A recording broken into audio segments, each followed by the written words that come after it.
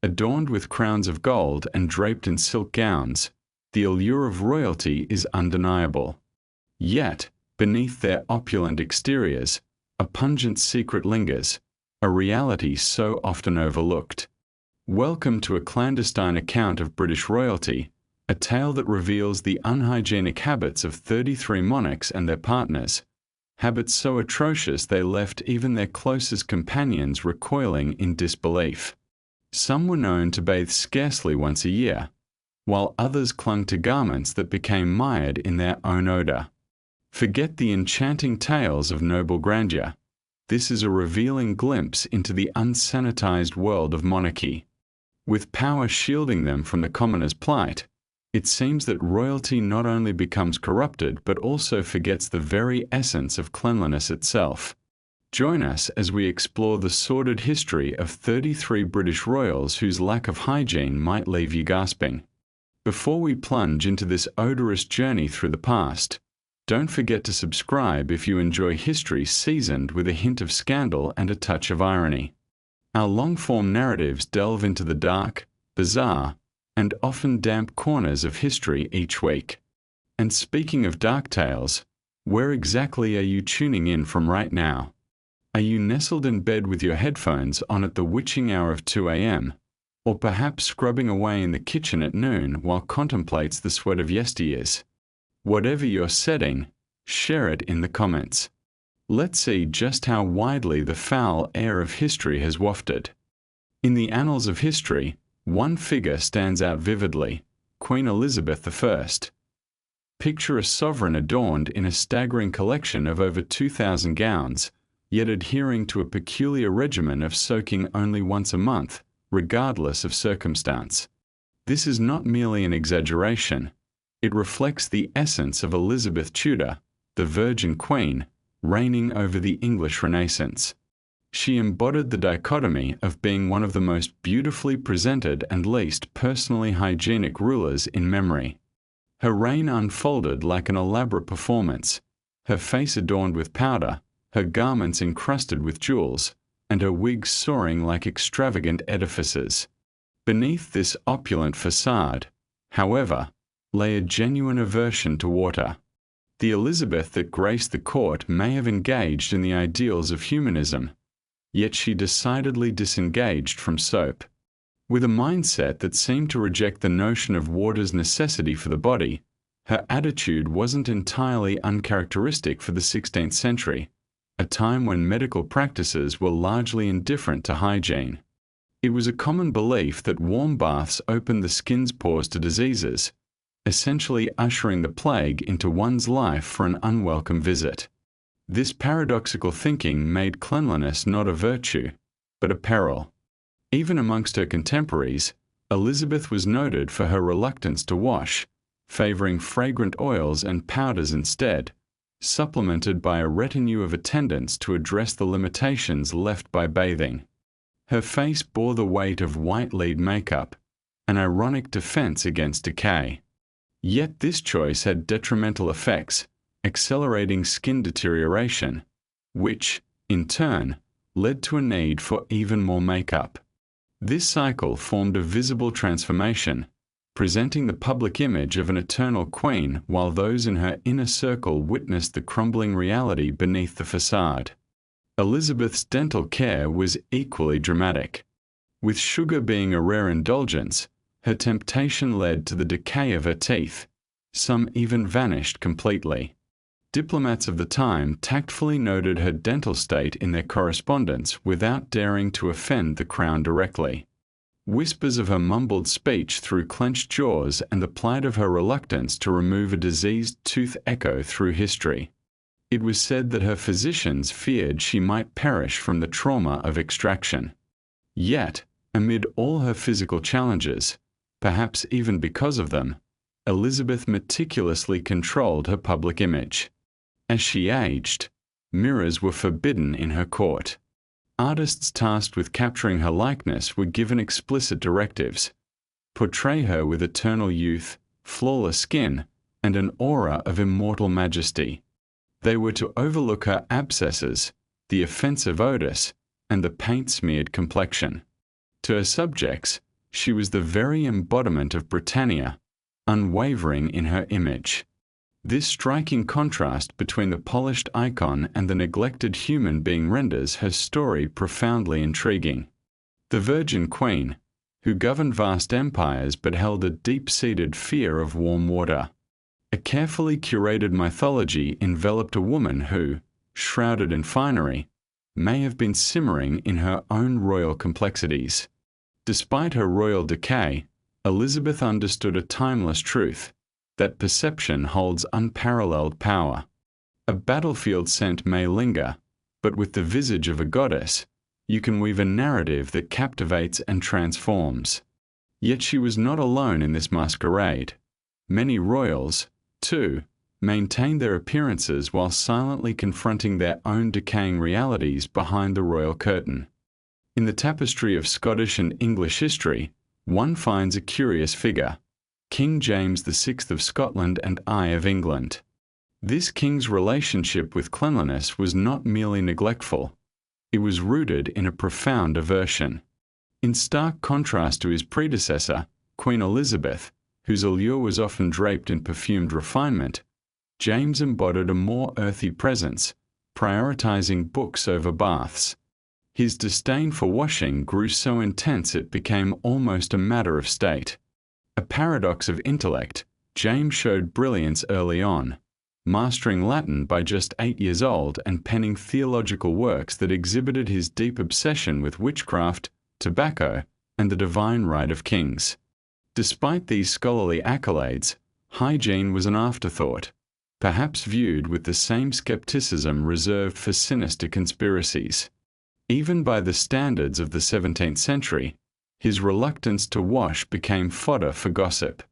His advisers and nobles, caught somewhere between incredulity and disgust, noted that his clothing hardly saw the inside of a wash basin, often stiffened after prolonged wear, creating an olfactory armor of sorts against the world. But what fueled this aversion? Central to James's struggles was a deep-seated fear of illness. His upbringing in Scotland was marred by treachery and violence. Witnessing the violent deaths of loved ones instilled in him a sense of dread. The belief among royals of the period that water could invite sickness colored his perception of cleanliness. Struggling with chronic ailments, including arthritis and possibly a neurological condition, he bore the weight of a body at war with itself, both physically and mentally.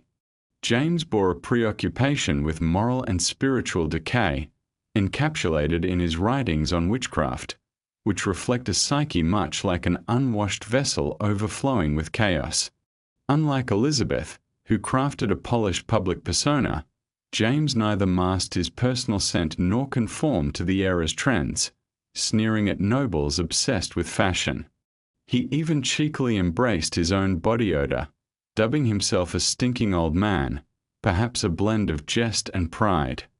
In this unrefined state, James managed to bind the kingdoms of England and Scotland, steering clear of the conflicts that would later beset his son's reign and laying the foundations for the future United Kingdom, all while enveloped in an aura of neglect. As we pivot from the odorous realm of James to a queen known for viewing pain and infection as signs of divine favor, Mary Tudor, her name alone conjures memories both pungent and haunting.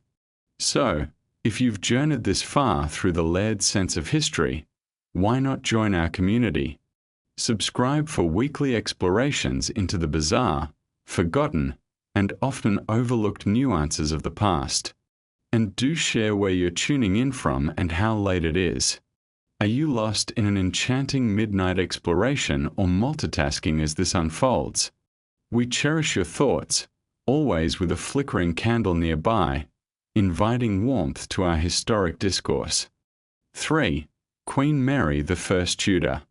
When Mary Tudor ascended to the throne in 1553, England had endured 2 tumultuous decades of transformation, insurrection, and religious upheaval. Born to Henry VIII and Catherine of Aragon, she emerged from a marriage that not only severed ties with the Catholic Church but also propelled the nation into a confusing theological landscape. By the time she became queen, Mary existed as a weary, frail presence, mentally drained and physically weakened, yet fervently determined to restore England's Catholic legacy.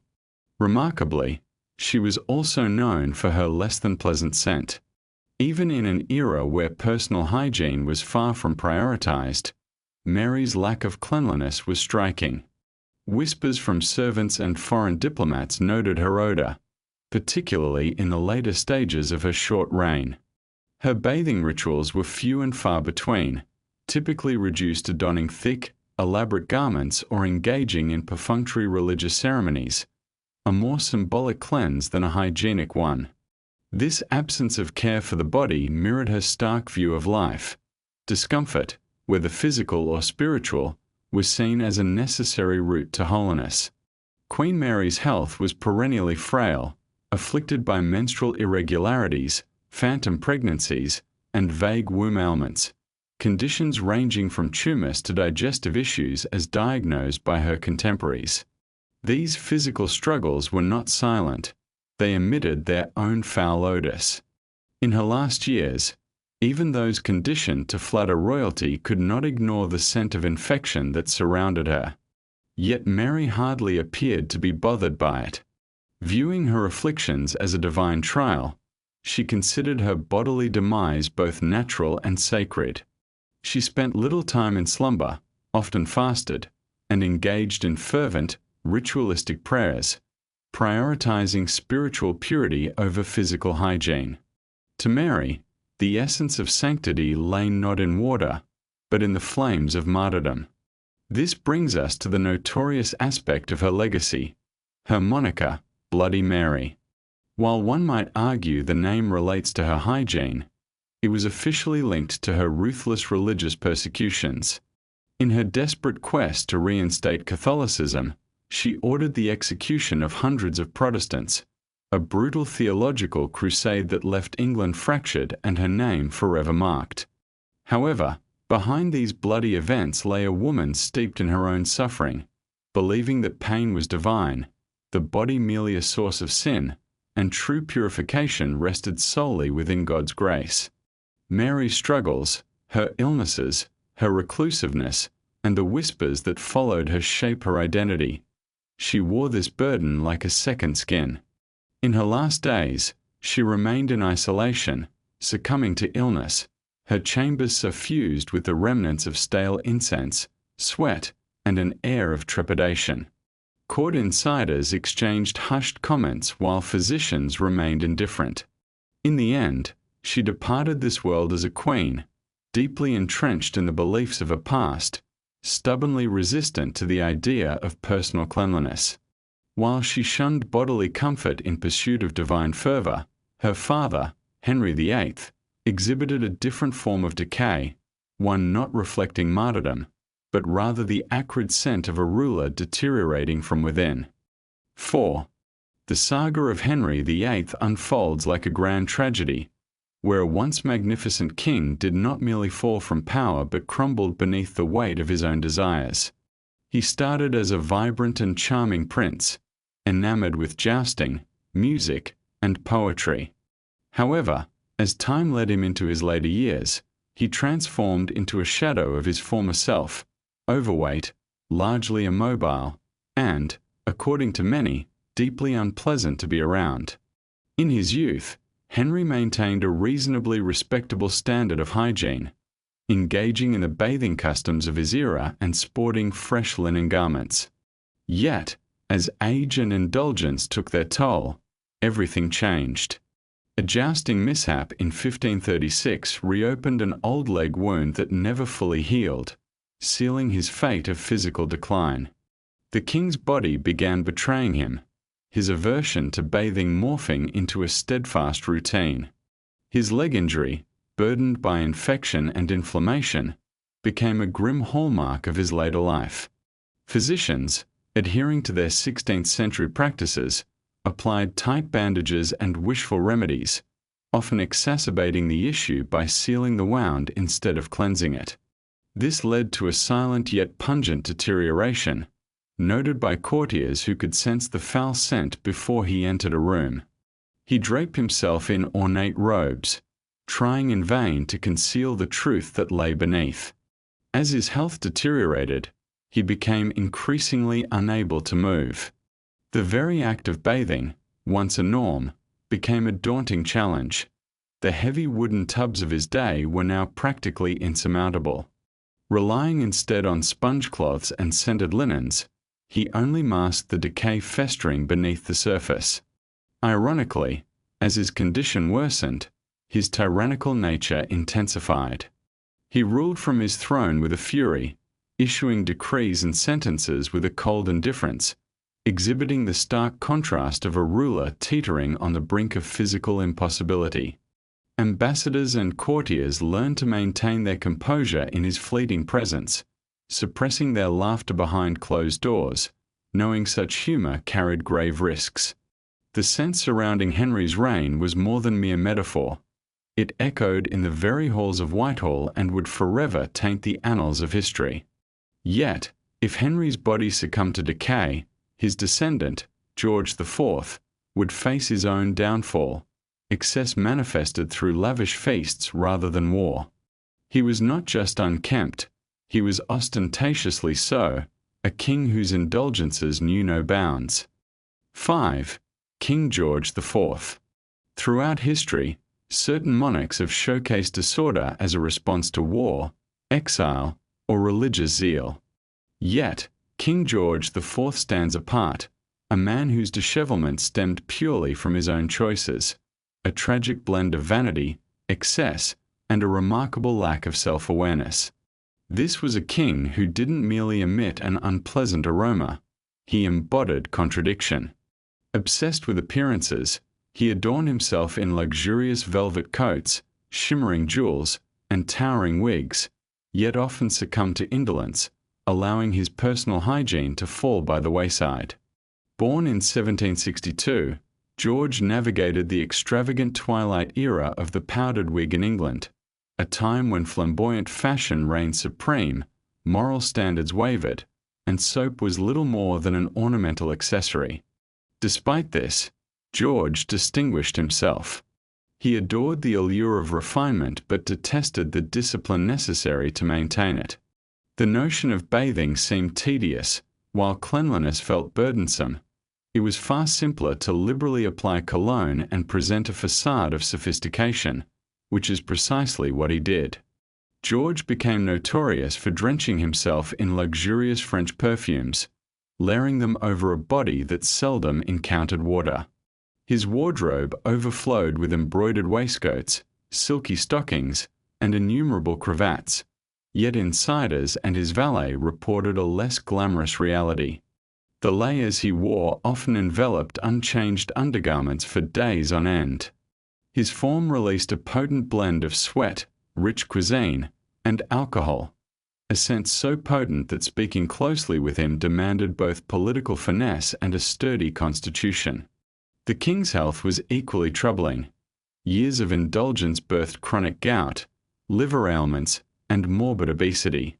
In his later years, he was said to weigh over 300 pounds, needing assistance for mobility, with swollen legs, shallow breath, and a perpetually irritable demeanor. Sweat was easily produced, whilst bathing remained a challenge.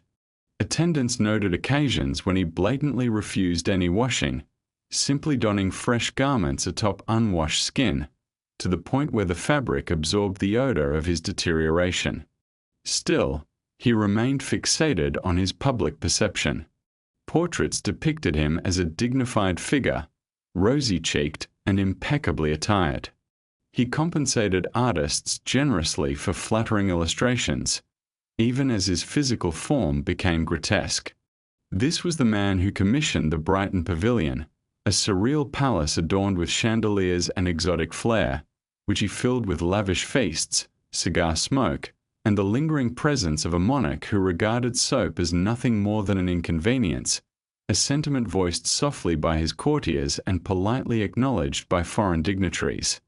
Satirists revelled in their critiques, portraying him to the populace as a grotesque caricature of royalty, too vain to amend his ways, too unwell to care, yet too powerful to be called to account. Indeed, George IV was not the first to equate power with neglect. A century prior, James II had cultivated a reputation for his battlefield resilience and associated unkemptness, and unlike George, he had no use for perfume. 6. King James II of England and 7 of Scotland. If George IV embodied the scented spectre of royal decay, then King James II was the polar opposite, a soldier king who bore the weight of his truth, unashamed of the gritty details of his existence. Eschewing the pretense of illusion, he was a figure adorned in military boots, loyal to his Catholic faith, and rumoured to have skin that went weeks without the touch of fresh water. Unlike his fashion-conscious successors, James accepted his unrefined nature. Regrettably, this acceptance extended to his personal aroma as well. Born amidst the turmoil of 1633, James rose in the shadow of civil strife, emerging as the steadfast brother of Charles II. While Charles indulged in lavish courtly delights and projected an image of charming libertine excess, James' path diverged sharply into one marked by duty, faith, and militant vigor. However, this unwavering discipline seemed to falter when it came to personal hygiene. By the standards of a 17th-century general, James was rather unremarkable. Truthfully, he smelled. His military endeavours in France and the Low Countries left him cloaked in filth and sweat, a sort of dirt that defied easy removal, especially for someone who avoided bathing altogether.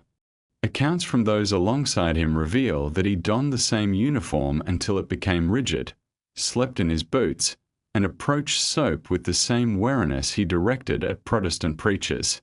Even upon ascending the throne in 1685, James showed little concern for the refined standards of royal grooming. He scoffed at flamboyant fashion, shunned public baths, and considered elaborate grooming rituals frivolous distractions from weighty matters. Contemporaries noted his garments bore the odors of damp wool, aged leather, and occasionally gunpowder, particularly when they weren't saturated with the scent of a man who regarded water as something to traverse in a battle, not something to utilize for cleansing. Yet beneath this rough exterior, James was intellectually gifted, multilingual, and politically astute. He simply rejected the notion of performance. Where others crafted royal identities with fragrance and finesse, he sought to embody kingship through steadfastness and faith. The body, in his eyes, was a mere vessel. Its cleanliness was of little consequence compared to the purity of his soul and the mission he grasped, his ultimately doomed effort to reinstate Catholicism in England. His reign, marked by upheaval, ended hastily with the Glorious Revolution, prompting him to flee to France where he would spend his remaining days in exile. His rigid principles and, reportedly, his poor hygiene never wavered. Even within the opulent French court, he was a figure of austere discomfort, accompanied by the sense of defeat and a lingering distrust of running water. His exiled court gained notoriety for being spiritually intense yet physically unbearable. Visitors mentioned its devout, somber atmosphere, unmistakably heavy with musk. James often prayed, faced his misfortunes with quiet dignity, and donned his unwashed attire as if it were armor. Yet, as James proudly wrapped himself in his unclean existence with purpose, the future queen who would herald a vastly different era for Britain stepped forward, radically different in her approach. Unlike James, she was not martial nor dramatic. She symbolized imperial propriety. Yet, Queen Victoria, the face of progress and moral discipline, ironically maintained a strong aversion to frequent bathing. 7. Queen Victoria, a beacon of the 19th century, personified a stoic demeanor wrapped in mourning black, radiating imperial gravitas. Her reign spanned a vast empire where the sun famously never set, heralding an era marked by railroads, telegraphs, and a burgeoning industrial revolution, all fueled by a growing obsession with propriety. Yet, hidden beneath her royal exterior was a woman whose personal hygiene, according to her doctors, was surprisingly minimal. Raised in an environment where soap was viewed as medicinal and excessive bathing as potentially perilous, Victoria's upbringing steeped her in pre-modern notions about cleanliness. To her court, frequent bathing was not just excessive, it was almost suspect, as it was thought to weaken the body and encourage indulgences.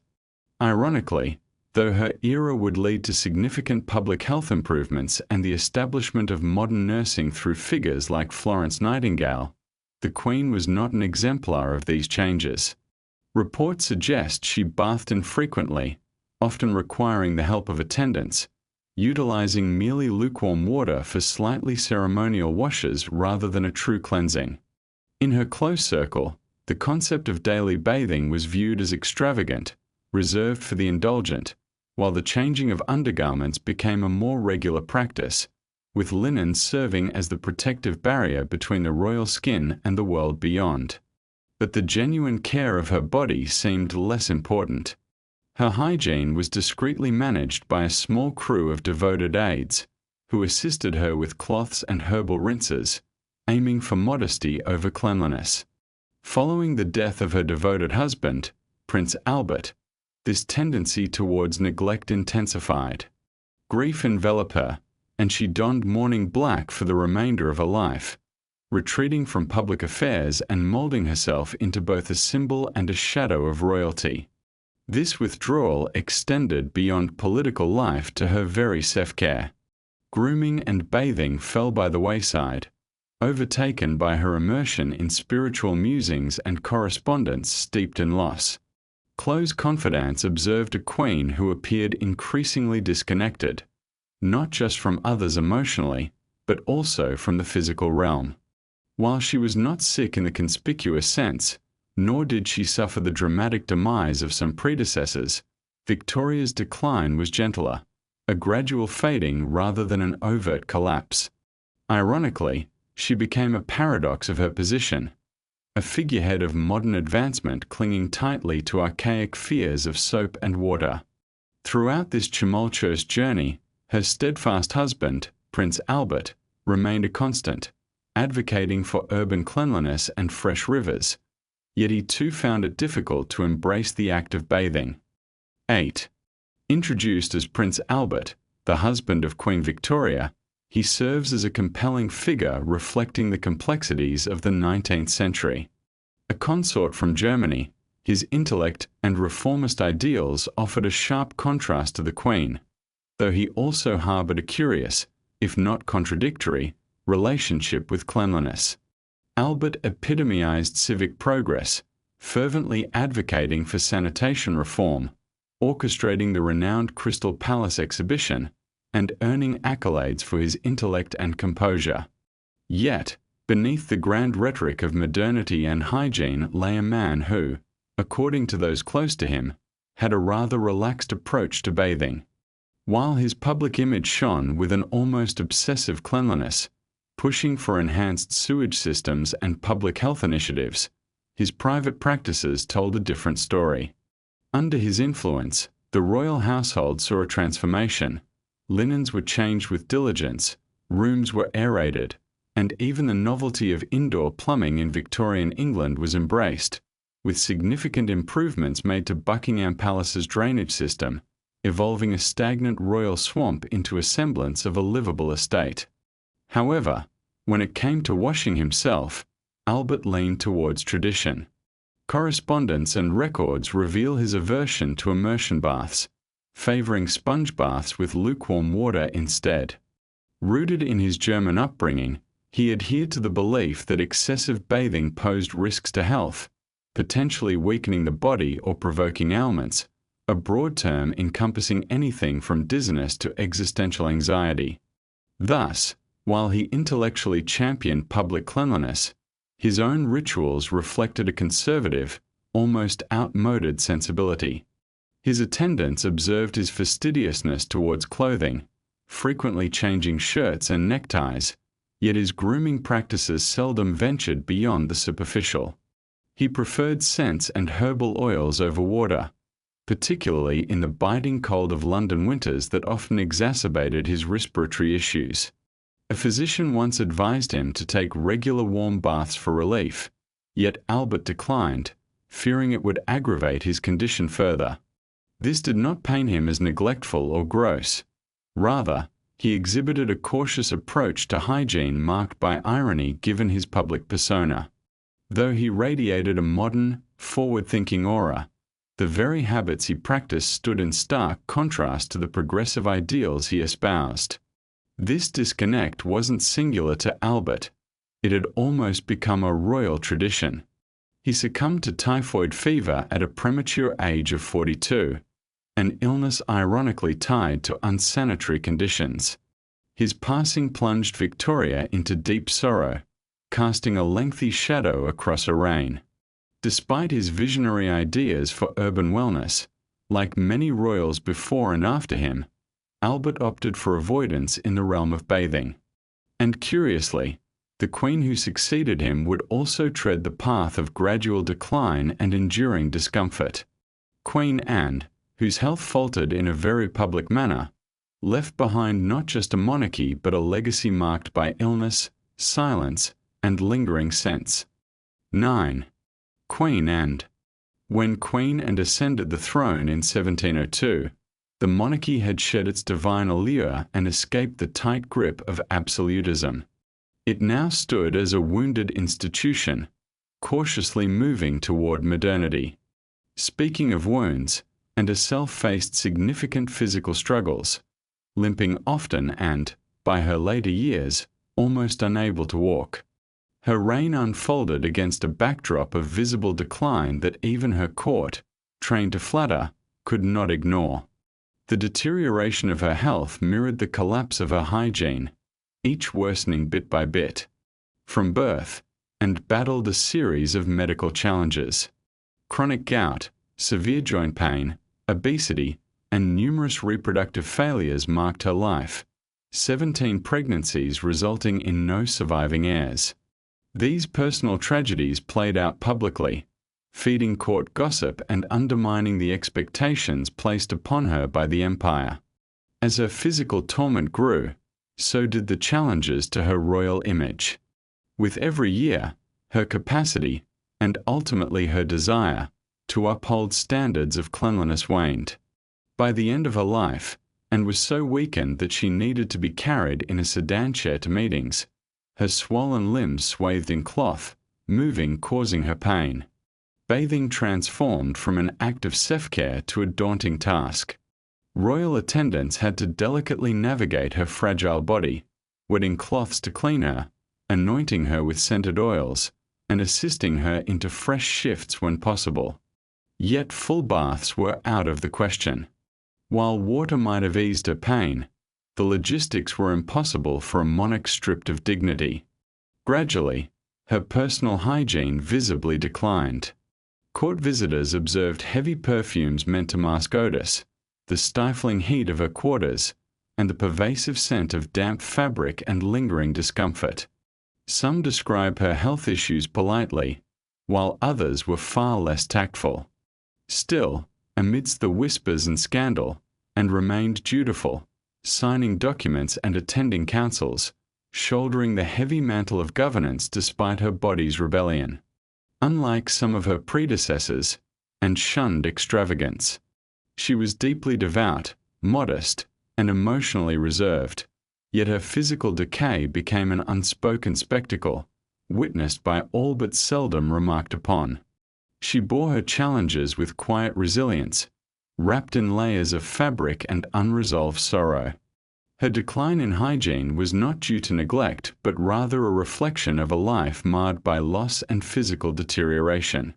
Upon her death in 1714, the throne did not pass to an heir she raised, but to the next Protestant relative in line. Her passing signified the end of the House of Stuart, her legacy diminishing even as the memory of her presence, heavy, quiet, and adorned with remnants of rose water, persisted in the palace she once ruled. Yet, the decadent path that preceded her reign had already ushered in an era of disease and waning interest in cleanliness, led by a king known as the Merry Monarch. A figure renowned for his many lovers, legendary steeds, and a hygiene so questionable, it earned him a moniker befitting stable life: King Charles II. 10. King Charles II. If any monarch seemed destined to evade responsibility and embrace a life of indulgence, it was undoubtedly King Charles II, the archetypal comeback king. After enduring years of exile during the tumultuous English Civil War and the austere reign of Cromwell, Charles made a confident return to the throne in 1660. With flamboyant curls, a cheeky grin, and a notable indifference toward bathing, he epitomized the merry monarch. Reveling in the freedom that defied Puritan values, he characterized himself with an irreverent spirit, theatrical flair, flirtation, and a delightful disarray. But the court he revived was not merely one of entertainment. It was alive with pleasure, rich tapestries of drama, music, gaming, and a famously vivid selection of mistresses. However, lurking under the glimmer of excess was a king whose disdain for cleanliness followed him like a shadow. Accounts from that time depict a ruler who seldom bathed, wore dirty garments until they were ragged, and rarely replaced his linens unless dictated by necessity or political appearances. While he cherished dogs, horses, and invigorating walks in open air, these pastimes did little to enhance his aroma. His nickname, Old Rolly, originally bestowed upon one of his beloved stallions, was more an indictment than a compliment. Jests from courtiers implied that he shared not just his horse's strength but also his scent, with satirists suggesting he left behind a trail of fatigued companions and a lingering musk wherever he roamed. This moniker clung to him because it was, in truth, fitting. Charles's lack of hygiene was not unique for his era but became pronounced against the backdrop of his vibrant persona. He was a man rife with contradictions, someone who adored magnificent masks and jovial jesting, interspersed with palace intrigue and philosophical discussions, while also wearing the same garments until they faded and reusing his underclothes until they disintegrated. He may have powdered his elaborate wigs and scented his quarters, yet his body felt more like a political burden than a cherished vessel. Physicians occasionally stepped in, proposing herbal remedies, washes, or even medicinal baths. Charles would nod along, dismiss their suggestions, and continue his lifestyle unabashedly. With a preference for his own remedies of wine, wisdom, and distractions, he managed to remain beloved, his charm overshadowing his less than pleasant odor. Amidst political storms, assassination attempts, and a calamitous conflict with the Dutch, he thrived. However, those daring enough to look closely would unveil a king enveloped in opulence yet steeped in personal neglect. Remarkably, Charles never laid claim to any phony piety. There was no pretense of divine cleanliness. He simply relished life, joyfully, audibly, and without a scrap of concern for conventional grooming standards. In contrast, his successor, King William III, approached decay with quiet restraint. Beneath the wheezing breath and stoic Calvinist demeanor lay a man whose health appeared to spiral downward, mirroring his waning spirit. King William III. In stark contrast to the flamboyant King Charles II, who captivated with the flair of a theatrical revival, King William III presented himself as if he had stepped out of a Samba Dutch masterpiece, stoic, restrained, and undeniably unkempt. His reign was characterized by a seriousness marked by conflict, asthma, and a steadfast commitment to his Protestant duties. Beneath his Calvinistic demeanor lay a troubling reputation for neglecting personal hygiene, even by the lenient standards of 17th-century royalty. William of Orange's entry into England in 1688 followed an invitation, as a foreign prince entering a nation grappling with division. Unlike his predecessor, he did not charm his way to the throne but rather tactically maneuvered through diplomacy and shared religious convictions.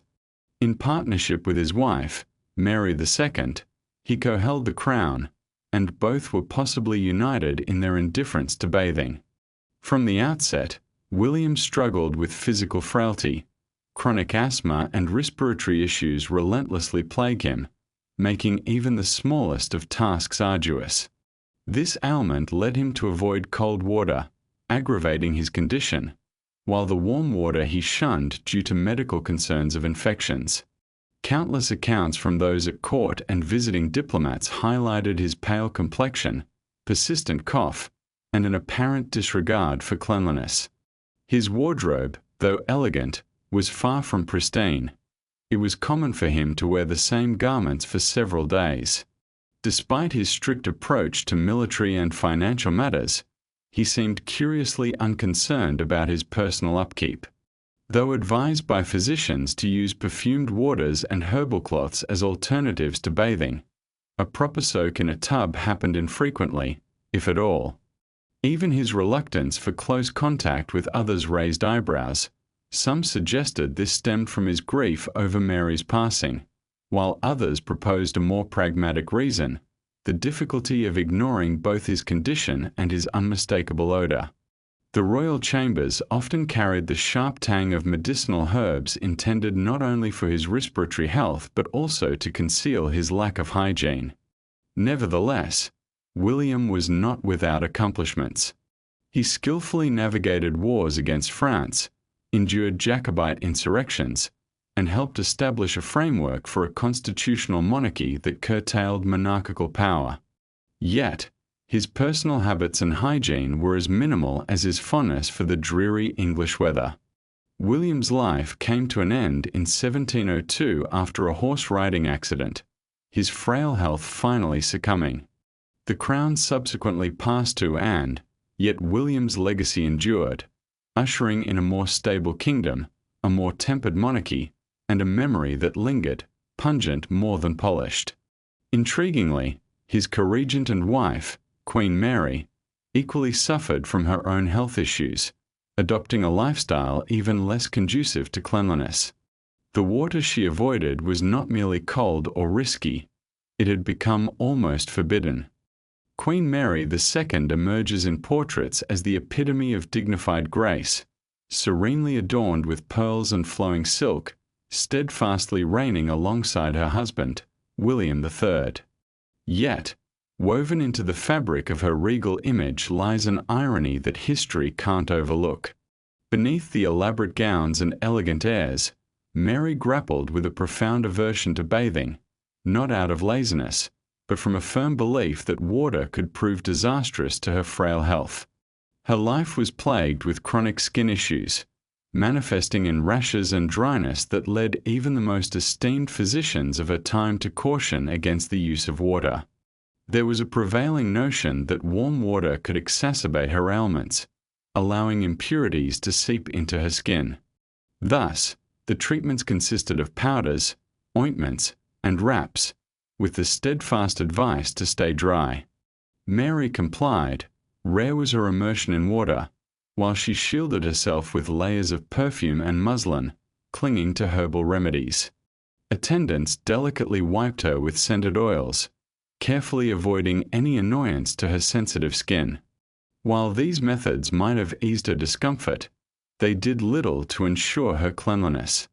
Though critics were few, after all, she was a beloved queen. Some observers observed with subtlety that her personal hygiene fell short of her polished public persona. Yet, Mary was no passive figurehead. She proved to be a shrewd and effective ruler during William's absences, actively engaging in court politics and council meetings, commanding respect through her disciplined approach. However, behind her poised public facade lurked the constant burden of her ailments.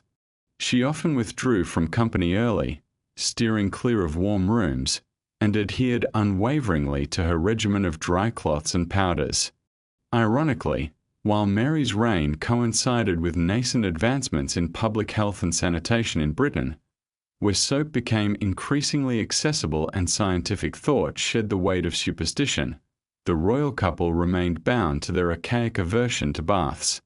Mary passed tragically young at 32, likely due to smallpox, leaving William heartbroken and adrift in sorrow. Yet, the monarchy persisted, cloaked in its accumulated customs, veiled in an air of contradictions. Soon, a crown would rest upon the head of Edward I, a monarch remembered more for his conquests in battle than in matters of hygiene, a king whose very presence on the battlefield was a testament to the murky depths of warfare and filth. In the annals of history, we encounter a formidable figure, King Edward I, known infamously as Longshanks. Towering over 6 feet, with an iron will and a reputation for mercilessness, he embodied the essence of an unyielding monarch. Edward subdued the Welsh, conquered the Scots, and redefined English law, yet his personal hygiene reflected the ruthless nature of his campaigns. Born in 1239, he grew up amidst the brutal realities of medieval warfare, where close quarters were fraught with mud, blood, and an unspoken rule that soap was a luxury for the ailing. His life was a relentless march, commanding armies, besieging fortresses, quelling uprisings. For a king constantly on the battlefield, the idea of a bath was not only inconvenient but often downright impossible. Armies of the time travelled without such comforts, and hygiene meant merely wiping hands on leather gloves, drying sweat with straw, and changing undergarments only when they completely fell apart. The expectations of a soldier's odour did not exempt Edward. He lived as a general in a world where cleanliness was a fading memory. Chroniclers praised his grit, noting he slept on the ground and dined with his soldiers, a commendable trait that unfortunately came with an unpleasant aroma. On one notable occasion, he led his troops over 100 miles in just 5 days through snow and gusty winds, enduring without proper rest. Surely, the air was anything but fragrant. Throughout his Welsh and Scottish campaigns, Edward often set up his court in temporary domiciles or cold castles, issuing decrees while still clad in the armour he had worn for days. He was a man of stark pragmatism. When bathing did occur, it was likely spurred by pressure from his attendants or the onset of serious illness.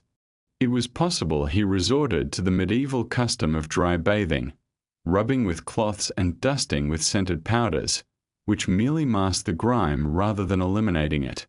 Despite his preoccupation with statecraft, his letters occasionally reveal signs of physical exhaustion. One passage speaks of the burden of the flesh, a phrase that, while poetic, more likely alluded to the aches of an aging, unwashed monarch. Whether one admires his tenacity or recoils from his stench, Edward's legacy was that of a king whose relentless focus evoked fear rather than affection. He was a pivotal figure in a long-standing tradition of grimy royalty. His son would navigate similar struggles. However, before casting light on that chapter, we must turn to another monarch, King Henry VI, a royal whose aversion to cleanliness arose not from the battlefield but from the depths of fear, faith, and the gradual disintegration of his troubled psyche. In the annals of English history, few monarchs wore their crowns with such visible discomfort as King Henry VI. An introspective and pious soul, he emerged during one of the most tumultuous eras, grappling not with the ambition of conquest or political cunning but with a weighty crown that seemed ill-suited for him. Born in the chaos of 1421 and crowned in his infancy, Henry navigated a world dominated by regents and warfare, only to find the responsibilities of kingship overwhelming. While his ancestors were warriors who claimed lands through battle, Henry found solace in the quietude of monasteries, the pages of manuscripts, and the solace of prayer. His devotion to spirituality, however, translated into an aversion to personal hygiene that scandalized his contemporaries. Observers noted with subtlety his preference for solitude and a discomfort around the physical pleasures of life, including grooming. For Henry, the realm of the spirit took precedence, rendering earthly concerns like cleanliness irrelevant. This philosophical detachment from hygiene was compounded by episodes of profound mental distress. Suffering from what historians speculate may have been severe mental health issues, possibly catatonic schizophrenia, Henry experienced long stretches of silence, retreating into an unresponsive state for months at a time. During these periods, He neglected his own care, with attendants tending to him as one would a sick child, often leaving him in unchanged clothes and unwashed. The court developed an unspoken understanding to manage this through distance and incense, avoiding the harsh reality of his deteriorating condition. Even beyond those harrowing episodes, Henry displayed a monastic disdain for physical comfort. He viewed baths not as a means to cleanliness but as a spiritual act, and thus, the water meant more for blessing than for hygiene. His reign, predictably, unravelled amid a tapestry of civil conflict known as the Wars of the Roses, leading to his eventual descent into obscurity, each loss drawing him deeper into himself, further isolated, and increasingly dishevelled. Tragically believing in the ideals of virtue, Henry lacked the political acumen to lead through righteous means alone. He needed a blend of strategy, charisma, and occasionally, a bit of soap. In stark contrast, his successor, King John, embodied a different reality, one less focused on spirituality and more consumed by paranoia and chaos. Where Henry's lack of cleanliness stemmed from inner struggles, John's odors were a consequence of a more frantic existence, tangled in panic and a rebellious digestive system. Thus, the narrative of English monarchy continued, revealing layers of complexity and human frailty that linger in the echoes of history. 15. King John. History often remembers its rulers in stark contrast. Some shine brilliantly in the annals of greatness, while others become synonymous with grievances, calamities, and a notorious scent that haunted the very halls of power they occupied. King John, the youngest progeny of Henry II and the sibling of the celebrated Richard the Lionheart, belongs to the latter group. His reign, lasting from 1199 to 1216, unfolded as a series of missteps, militarily, politically, morally, and, according to the chroniclers of his time, personally. John's struggles against personal hygiene joined this extensive list almost from the outset. In an era where kings were archetypes of ruggedness, primed for battle, John somehow stood apart, primarily due to an unpleasant odor that even the most gracious medieval narratives could not obscure. The source of this infamous stench was not merely a result of neglect, though that was significant, but also rooted in debilitating health issues. Chroniclers noted that John battled continual digestive problems, likely exacerbated by a life filled with stress, excess, and little respite as he roamed from one stronghold to the next in constant self-preservation mode. Meals under John's rule were grand yet excessive, accompanied by frequent drinking and a perpetual state of perspiration. The art of bathing was a luxurious indulgence he seldom prioritized, not when he was constantly evading rebellious barons and grappling with his declining popularity. Instead of holding court amidst grandeur, John's reign unfolded in muddy camps and dampened castles, always preparing for the next uprising. He rarely lingered anywhere long enough to warrant a proper bath. Even within his own court, whispers about John's hygiene became rife. He was portrayed as irritable, with oily skin and a body constantly overheated. The chaotic combination of chronic illness, cumbersome attire, and scant washing practices shaped a reputation that clung to him closely, much as his foes did. Rather than surround himself with sincerely honest advisers, he opted for agreeable sycophants, who would never dare suggest that their sovereign's attire might be fermenting. As he sealed the Magna Carta in 1215, John's political standing was already on shaky ground, with his hygiene serving as a poignant metaphor, a king out of touch with himself and his subjects. One historian poignantly observed that John's lifestyle reflected a man lacking self-respect. In the genteel language of medieval courtiers, one could interpret this as a not-so-subtle way of saying, "He stinks." He passed away the following year, presumably from dysentery, perhaps an ironic fate for a ruler who neglected both his people and his own well-being. While John's scent bore the mark of decay, his brother's essence was forged in the fires of conquest.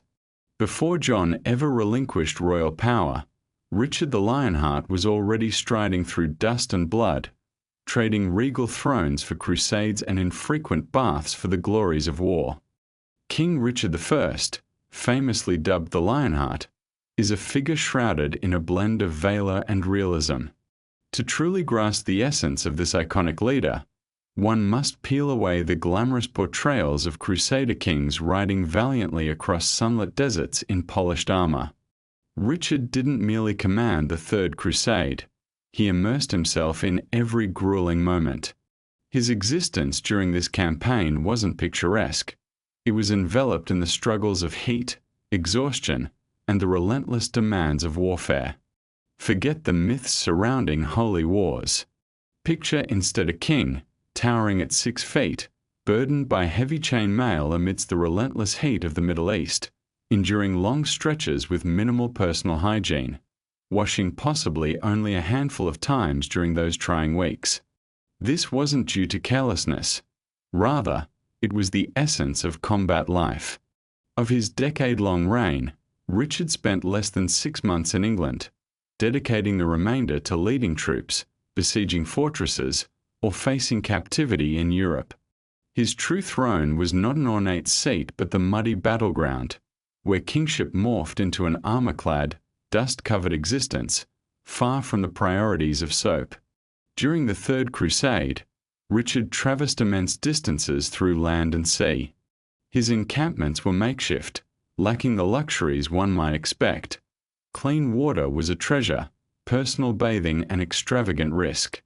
Soldiers found respite in rivers, if fortunate, or settled for rudimentary rags otherwise. Yet, even as a commanding king, Richard's privacy did not equate to comfort.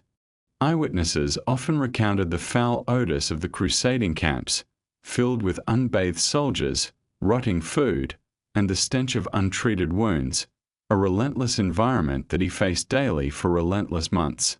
The armor he wore did little to shield him from the realities beneath. Padded gambesons soaked up heat and sweat, rarely cleansed, hardening into unbearable burdens by the day's end. Picture the scene: a king, removing his armor after a scorching day, discovering the oppressive weight of his soaked garments accumulating sweat and stench, an aroma not easily forgotten. And Richard largely accepted this reality, not known for meticulous cleanliness even in peaceful times. Admired for his charisma and strength, his rough edges in both battle and attire were noted among his peers. He placed value on loyalty and martial skill, often at the expense of personal hygiene. His life came to a close in 1199 due to complications from a minor wound, a bittersweet conclusion for a monarch consumed by the grit of his surroundings. Yet, as Richard's legacy continued through his lineage, Edward III would witness a court metamorphosed into one of elegance, extravagance, and silk, but even this refinement would find itself marred by neglect, illness, and the persistent fear of contagion, demonstrating the timeless struggle of maintaining dignity amidst the ravages of divinely sanctioned conflict. King Edward III, a name etched in the annals of history, is celebrated for revitalizing the glory of the English throne after the troubled reign of his father. He ignited a passion for chivalry, spearheaded the onset of the 100 Years' War, and bestowed upon England the prestigious Order of the Garter. His military triumphs on French soil earned him admiration, shrouding him in a legendary aura of kingship. However, beneath the resplendence of tournaments and triumphs lay a man grappling with inevitable physical decline and chronic ailments in his twilight years. In his youth, Edward embodied the essence of a warrior king, robust, charismatic, and driven by the noble codes of knighthood. He charged into battle with fiery resolve, achieving victories that would echo through time and space. Yet, as he approached his 50s, the romanticized image of chivalry began to erode, mirroring his own neglect for personal well-being. The 1360s marked a turning point when chroniclers hinted at his deteriorating health, manifesting in strokes, memory lapses, and the specter of degenerative disease. His once vibrant energy ebbed away, and as confusion swept over him, the courtiers around him treaded lightly, aware yet unspoken about the depth of his suffering. By the final years of his reign, Edward withdrew into a solitude, relinquishing control over court matters and even his own appearance. Hygiene, once a valued custom, faded into the background. Infrequent baths became a rarity, replaced by cloth wipes and scented oils that failed to mask the reality of his condition.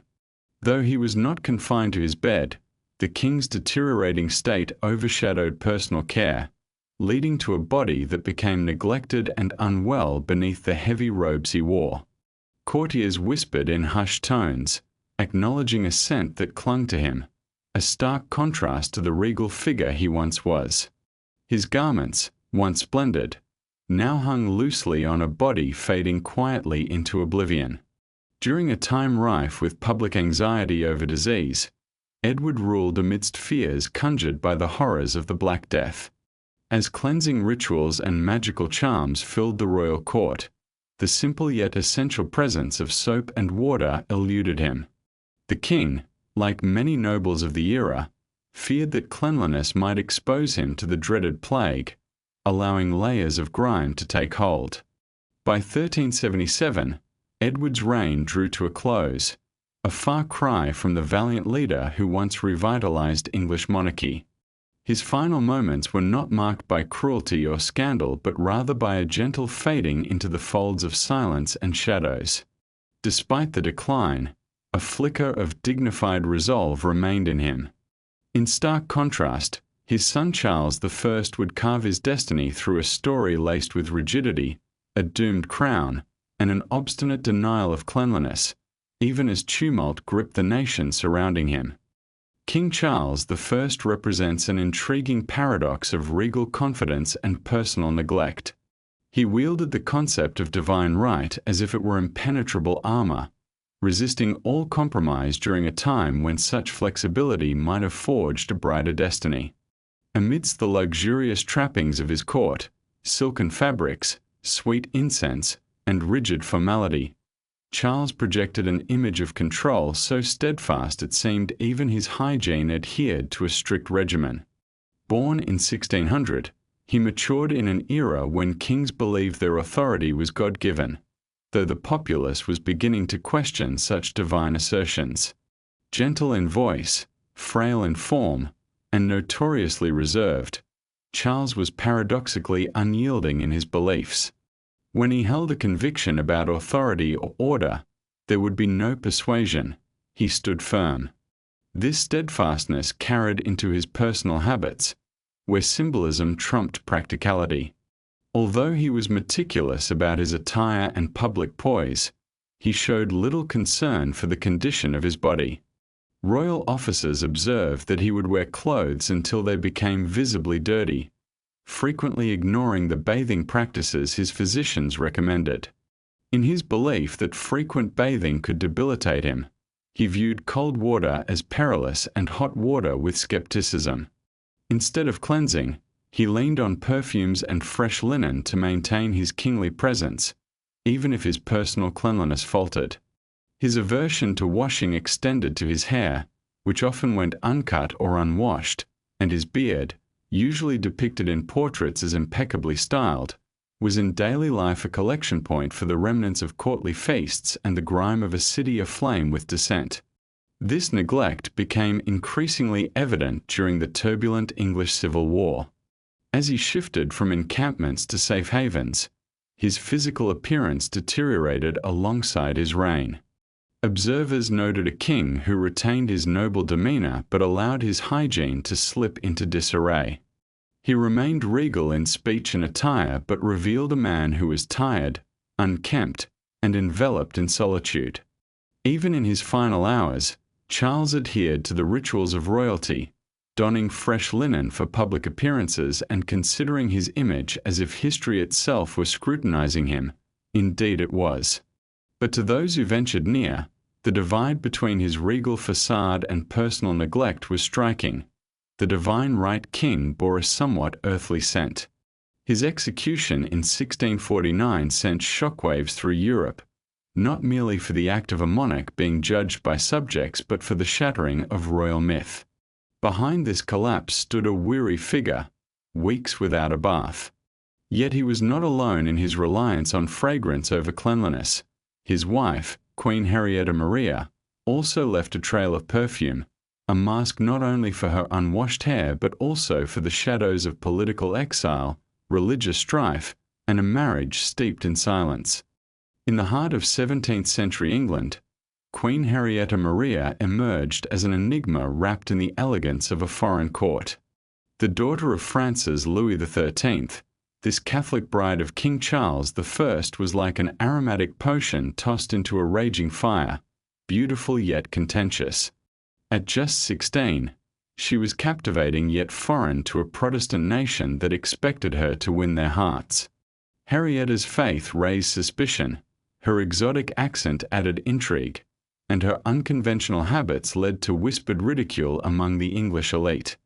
In a culture where French nobility rarely bathed, instead adorning themselves with lavish scents and powdered wigs, Henrietta Maria's approach to hygiene was distinct. While the English royal family flaunted a rugged exterior, complete with hunting boots and tousled hair, she floated through life enveloped in the sweet aromas of rosewater and floral powders. Hair washing was not in her repertoire. Rather, she preferred to apply fragrant pastes that allowed her scalp to breathe in the scent, leaving her wigs perpetually fragrant but seldom clean. Visitors were met with a heady aroma reminiscent of a spice market. This was no mere indulgence but a carefully crafted facade of regal allure. Yet, as time wore on, whispers of her actual scent became impossible to ignore. Importantly, her contemporaries didn't deem her neglectful but rather elegant. The crux of their judgment lay not in her appearance but in the disconcerting reality of the scent she carried when one ventured too close. When political strife escalated and civil war approached, Henrietta Maria took flight to France, leaving behind a legacy tinged with fragrance, controversy, and a hint of mustiness. In exile, her customs did not alter. Powder remained her ally, and baths remained a rare indulgence. Critics claim she introduced a wave of French decadence to England, while supporters argued she brought a much-needed flair. Perhaps both claims bore truth. Yet, unlike Henrietta, her royal counterpart a century earlier, King Edward II, bore the burden of his neglect without overt embellishments. His disarray was visceral and unadorned, so potent that even his closest companions struggled to ignore it. 20. King Edward II. In the annals of English history, few monarchs evoke as much unsettling intrigue as King Edward II. Unlike his predecessors, he left behind no legacy of triumphant battles or sweeping reforms. Instead, he is remembered for his blatant disregard for societal expectations, both in the realm of politics and in his personal life. His reign was characterized by scandal, rebellion, and a pervasive favoritism that often led to mismanagement. Strikingly, even his personal hygiene became a topic of contempt, overshadowing the grandeur of the crown he wore. Born in 1284, Edward was the offspring of the formidable Edward I, a king revered for his military prowess and commanding presence. In stark contrast, Edward II displayed little interest in the conventional responsibilities of kingship from the outset. He gravitated towards simple, rustic activities, digging ditches, thatching roofs, and mingling with common labourers, much to the dismay of his adversaries, who scoffed at such pursuits as beneath a king.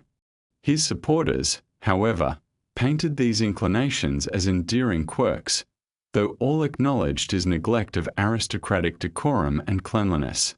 Various chroniclers have noted a persistent lapse in Edward's personal cleanliness, particularly during prolonged sojourns with his chosen favourites, notably Piers Gaveston and Hugh Despenser. While he was generous in distributing titles and lands to his close companions, Edward's grooming standards were woefully lacking.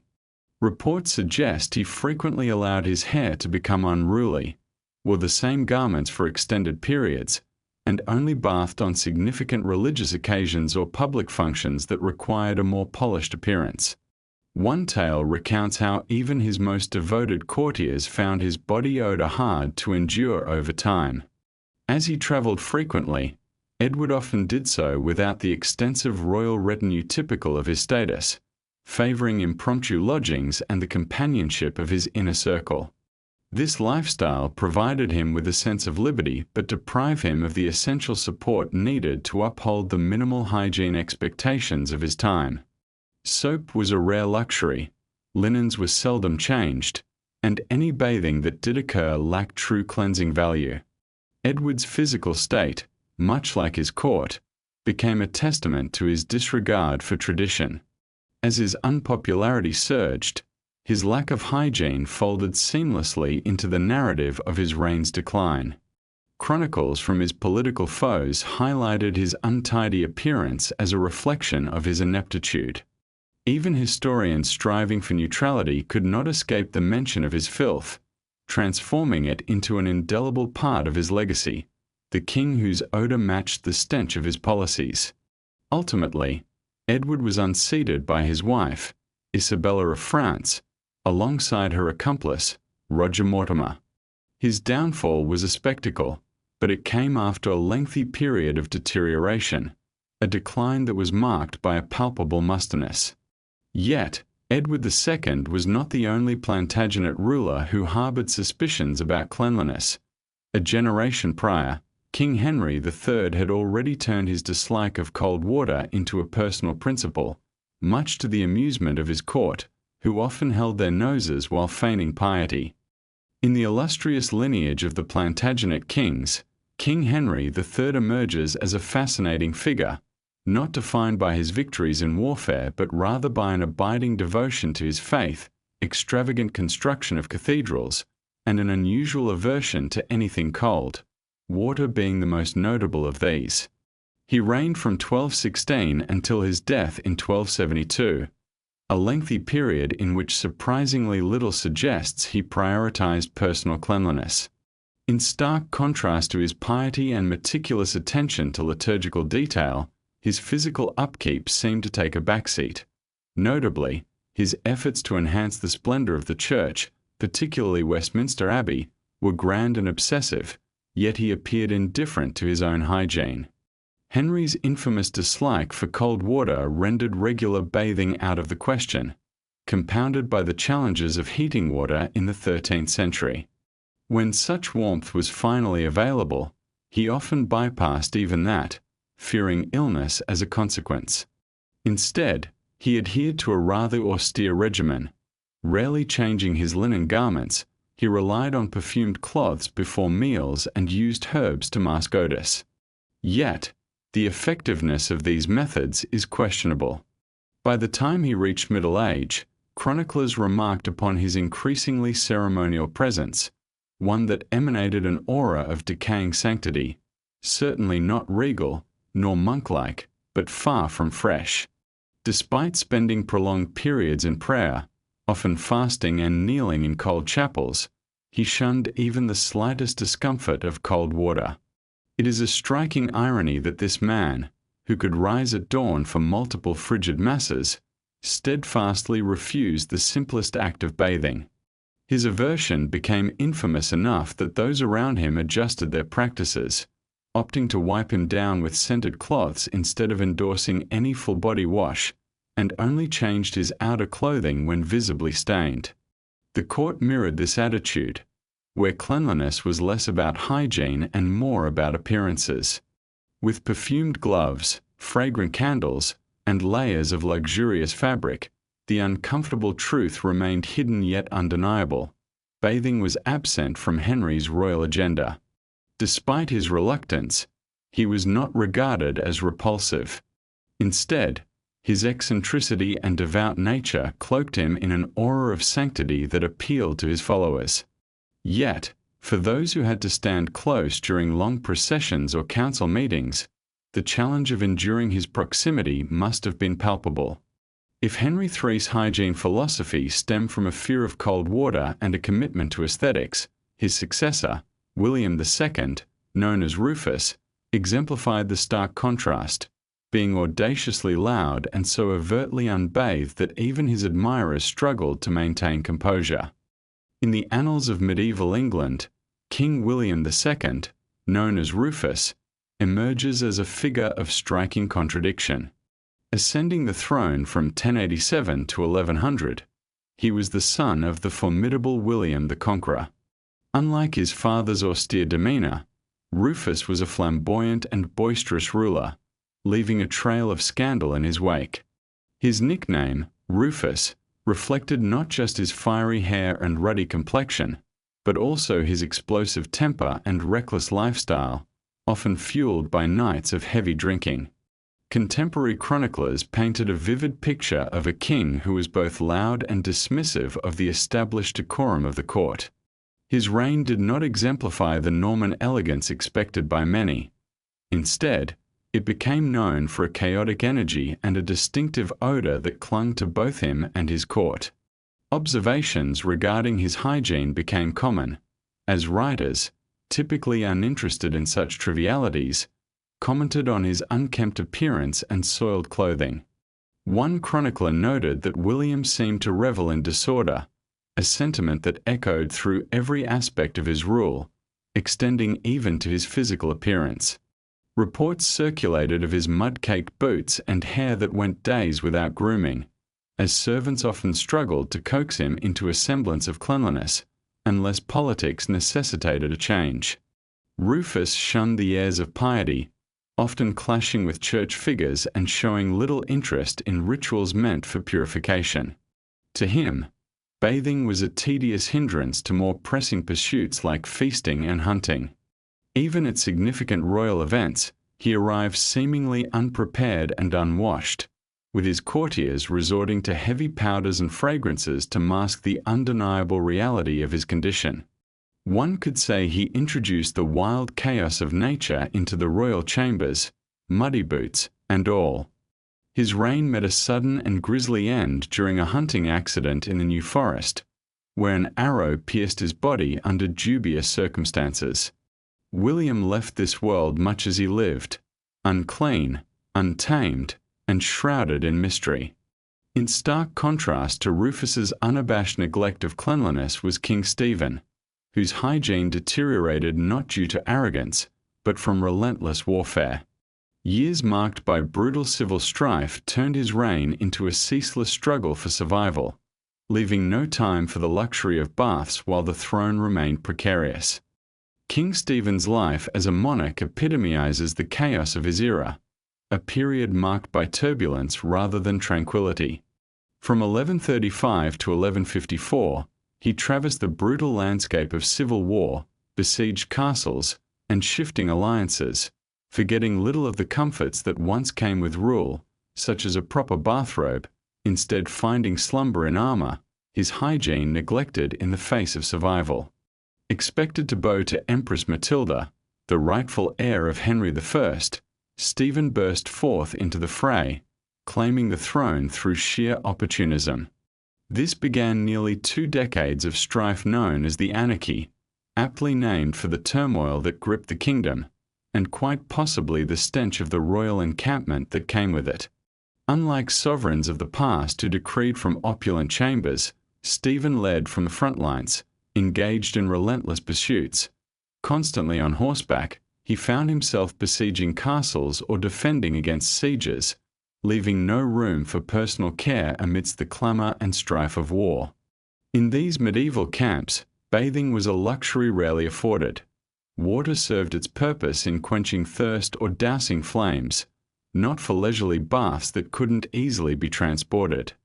Contemporary historians admired Stephen's tenacity, yet the truth behind their praise painted a clear picture. He wore the remnants of his garments for too long, embracing whatever sustenance was available, functioning as a soldier rather than a king. In fact, during his campaigns, weeks could pass without the comfort of a wash, his clothing permeated with sweat, smoke, and the damp chill of English rain. Even as he navigated the political arena, appearing at council meetings grimy and travel-worn, his presence spoke volumes of his sacrifices. a stark contrast to his rival's polished appearances. Throughout his reign, dealing with the pressures of constant conflict transformed Stephen into a weary figure, a far cry from the vigorous man who once grasped the crown. As time took its toll, he aged quickly and remained every bit as unkempt as before, perishing in 1154, worn down by the relentless demands of rule and surrendering his kingdom to the heir of his adversaries, Henry II. Thus, Stephen, a king who led from the saddle, not the throne, faded into history. In this saga of hardship and neglect, echoes of the turbulent path walked by his near predecessor, King Harold Godwinson, resonate still. The last Anglo-Saxon king, facing impending invasion, sacrificed comfort and cleanliness, destined to confront his fate amid the chaos of 1066, never shedding his armor in the process. In the year 1066, a fierce struggle for power unfolded as King Harold Godwinson inherited not just a kingdom, but a shadow of impending doom. Crowned following Edward the Confessor's death, Harold stepped into a storm, acutely aware of rivals lurking like predators.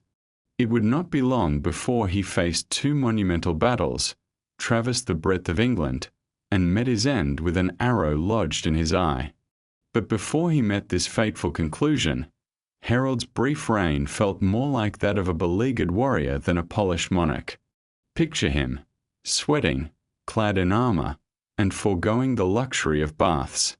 Though he was not born of royal blood, Harold rose to prominence as the formidable Earl of Wessex, son of Godwin, the ambitious figure whose family clawed its way into the upper echelons of English authority.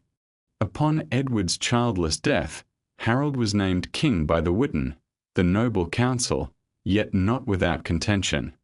William of Normandy asserted a throne promised to him, while Harald Hardrada of Norway threw his own hat in the ring. In mere weeks, Harold was less a ruler than a man racing across the land. Armed conflict rocked the nation. Just as Hardrada invaded from the north, Harold and his troops surged nearly 200 miles, securing a triumphant victory at the Battle of Stamford Bridge. However, the triumph was short-lived. News soon reached Harold of William's invasion in the south, prompting him to pivot sharply, leading his weary forces back for yet another battle at Hastings. Throughout this whirlwind, the concept of hygiene was a distant memory for Harold, who lived as a soldier during these grueling campaigns, subsisting on meager provisions, resting in tents, and donning his armor for far too long. The oppressive chainmail, heavy and relentless, combined with the sweltering autumn sun, added to his discomfort. The padding beneath his armor, soaked with sweat and unkempt grime, remained unwashed due to the pressing nature of military affairs. For Harold, personal care dwindled to an irrelevant concern as he faced monumental decisions with the crown's fate at stake. His body mirrored the exhaustion of his army, grime under the nails, mud-caked boots, and an odor no battle cry could mask. His comrades were likely in no better condition. The Anglo-Saxon camps were a testament to the rigors of war. Despite these challenges, Harold held fast to his composure and leadership, recognized as a battle-hardened warrior. Yet, by the time he confronted William's forces in Hastings, weeks of campaign living weighed heavily on him, culminating in a king's death tinged with the unmistakable scent of warfare. But Harold was not the sole royal grappling with the dichotomy of battle and sanitation. His distant cousin, Empress Matilda, waged her own brutal struggle for the throne. While her situation may have been somewhat sheltered by walls and status, letters suggest that even she could not completely erase the lingering odors of ambition and the sweat born from siege. In the annals of history, there existed a figure of remarkable resolve, Queen Matilda, also known as Empress Matilda.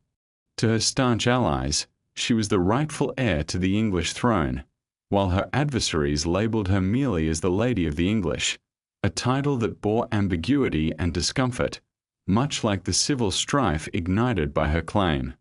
No matter the title, Matilda's existence was ensnared in a relentless cycle of power struggles, enduring sieges, and perilous journeys through hostile lands. The child of King Henry I, she was destined to wear the crown, yet she never received formal coronation. Instead, she fought tooth and nail for her birthright under grim conditions that obliterated any semblance of privilege or comfort. Born in 1102, her life was charted for greatness, and early on, she was married to the Holy Roman Emperor, ascending to the title of Empress before returning to her homeland as a widow. Armed with education, political insight, and an iron will, Matilda was determined to reclaim what was promised to her. However, her cousin, Stephen, had his own ambitions for the crown. Upon the death of Henry I in 1135, Stephen seized power, igniting a conflict that would spiral into a decade-long civil war known as the Anarchy. This relentless warfare morphed Matilda into a nomad, taking refuge in besieged castles, braving winter storms to evade capture, and negotiating with nobles who were fickle as the weather. Indeed, personal hygiene was far from her thoughts during such tumultuous times. Even the historical records hesitate to address it head-on. Royal women's cleanliness remained a delicate subject, yet letters and chronicles hint at Matilda's circumstances. There were tales of her trudging through adverse weather, cloaked in armor over gowns, and seeking hiding places in beleaguered fortresses, often with limited provisions and comfort. In an iconic moment of her life, she evaded capturing forces at besieged Oxford Castle during a snowstorm, donning white to meld with the snow, stealthily slipping past Stephen's troops under the veil of darkness. Heroic as it was, comfort was far from her experience. That daring escape was far removed from any opulent bath. Even in her moments of temporary station, her living conditions were stark and austere. Frequently relocating among dilapidated castles or chilly manors not suited for a royal court, her resources were scant, food rationed, water fetched in heavy buckets. With fewer attendants than a queen would require, the daily rituals of royal pampering, perfumes, and laundering likely took a backseat. Rather than being celebrated for elegance, Matilda's legacy was forged through sheer resilience. She exhibited grit, tenacity, and a refusal to relent, a combination that left comfort and hygiene as unattainable luxuries. Her scent likely embodied her unyielding approach, compelling, sharp, and unyielding. In time, Matilda receded from the forefront of conflict, paving the way for her son, Henry II, to ascend the throne. While she never wore the crown in name, her influence was indelible. Centuries later, another queen would navigate the intricacies of power, Elizabeth Woodville, once a beauty queen, now a survivor, whose notorious grooming rituals highlighted not lavishness, but the relentless fight to conceal the darker truths beneath. 26. Queen Elizabeth Woodville. Long before crowning herself as royalty, Elizabeth Woodville was merely a widow, raising her 2 children without any symbols of power. In an extraordinary twist of fate, as the story goes, she stood beneath a tree by the roadside in 1464, where her beauty and opportune timing caught the eye of King Edward IV, forever altering the course of English history. Their clandestine marriage sent shockwaves through the court, for Elizabeth was neither royal nor noble by default. Critics sought to undermine her in various ways. They derided her vanity, her extravagant dresses, her strong perfumes, casting dark hints about the secrets her allure might conceal. Her ascent during the War of the Roses was seismic, creating ripples through both society and politics. As queen, she elevated numerous relatives, tipping the delicate balance of power further into turmoil. Detractors labeled her as greedy, while her allies praised her elegance. However, nearly all agreed on one striking fact: Elizabeth embodied regal beauty. Tall and elegant, she possessed a fair complexion, the kind poets would liken to alabaster. Yet this alabaster required meticulous care. In an era where regular bathing was a rarity, Elizabeth stood out by apparently masking natural scents with lavish perfumes, scented oils, and rose water. Accounts from her household created vivid imagery of her strong floral fragrances, stored in ornate glass containers, and her chambers adorned with bowls of dried herbs and petals.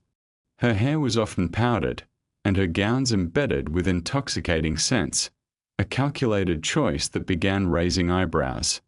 The more she adorned herself, the more the whispers grew about what she may have been trying to veil.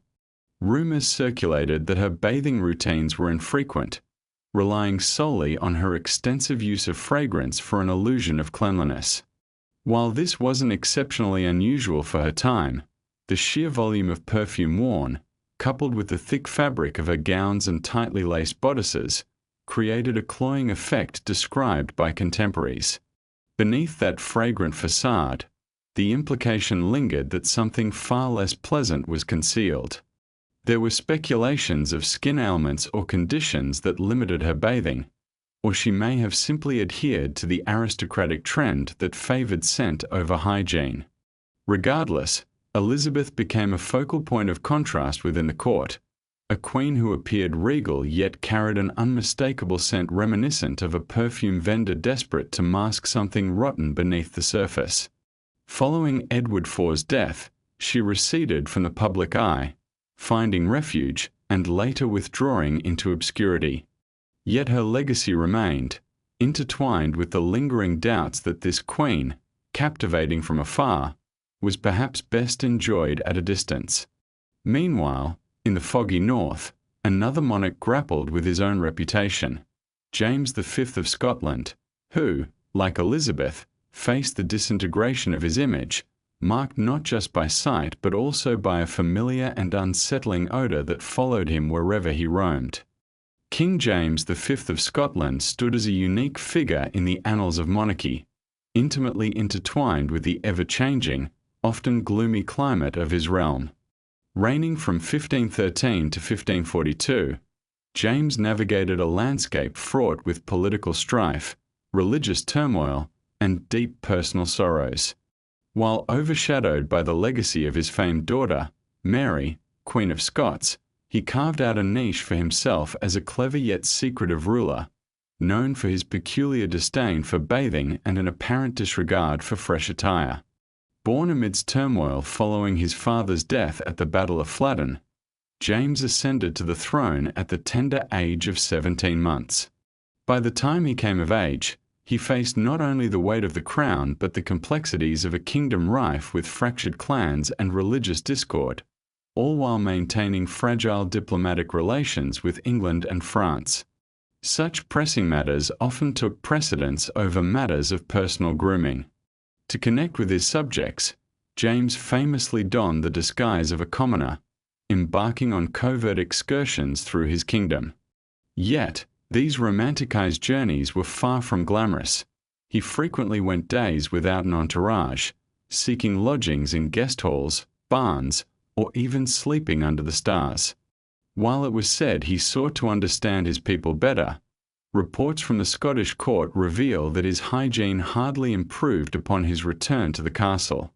Notably, the king exhibited a noticeable resistance to changing his garments, often seen in the same tunic for lengths of time, accompanied by riding boots that bore the stains of countless travels. Although a royal wardrobe was at his disposal, James appeared indifferent to its offerings, leaving his attendants tasked more with airing out his clothes than replacing them. Such habits did not go unnoticed, especially by visiting diplomats who remarked that while he was elegantly attired, his garments revealed their wear. In the twilight of his life, following the tragic loss of his 2 young sons and a humiliating military setback at Sauway Moss, James' health quickly deteriorated. His once vibrant court fell into a somber silence, mirroring the king's own disheveled demeanor. The same attire began to cling heavily, along with a scent that spoke of neglect. Passing away at just 30, James was drained by grief, turbulent politics, and perhaps the burden of unwashed layers. Yet, he was not the only one in his lineage to face such spiraling standards of cleanliness. His daughter, Mary, Queen of Scots, would also contend with betrayal and confinement, all amid a harsh reality where even soap was a luxury that eluded her in favour of political intrigue. 28. Mary, Queen of Scots. In the annals of British royalty, few figures are as captivating and tragic as Mary, Queen of Scots. A monarch from infancy, Mary navigated a life fraught with tumult, wedded into the French royal circle, widowed in her youth, and then returned to her homeland amid an atmosphere thick with doubt. Renowned for her exceptional beauty and magnetic charm, her political savvy is debated. Some see it as visionary, while others deem it misguided. Yet, behind the regal facade, there lay a profound truth, particularly during the years she spent in confinement.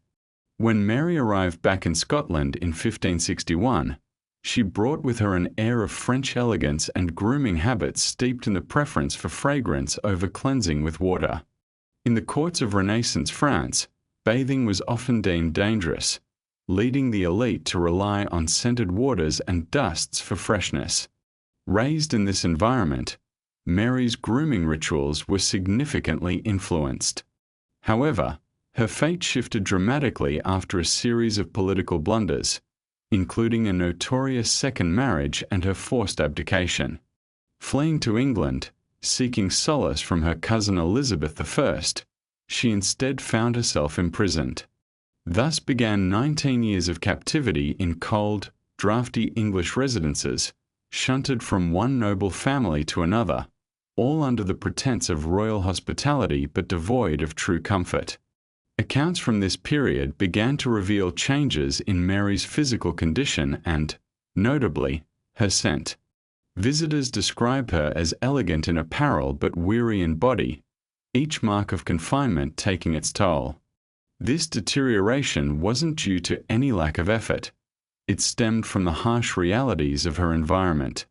The damp and chilly conditions, combined with limited privacy and infrequent access to warm water, made proper bathing nearly impossible.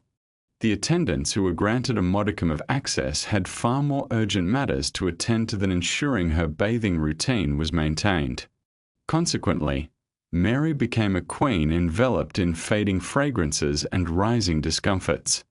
One ambassador noted her preference for strong powders, while a lady-in-waiting observed that the air in her quarters felt heavy with a lingering sweetness, a euphemism reflecting the stagnant conditions and an irregular bathing schedule.